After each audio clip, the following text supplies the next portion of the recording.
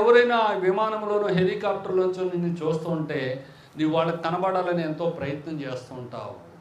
వాళ్ళు ఒక టాటా చెప్తే నీవు కూడా టాటా చెప్పాలని చూస్తుంటావు.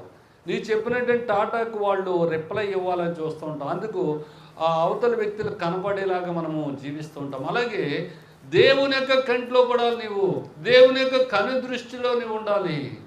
ఎప్పుడు ఉంటావు అంటే యథార్థవంతుడిగా నీవు ఉంటే. యథార్థవంతులు బలపరచుడికి యెహోవా కను దృష్టి లోకమనంతటా సంచారం చేస్తుంది.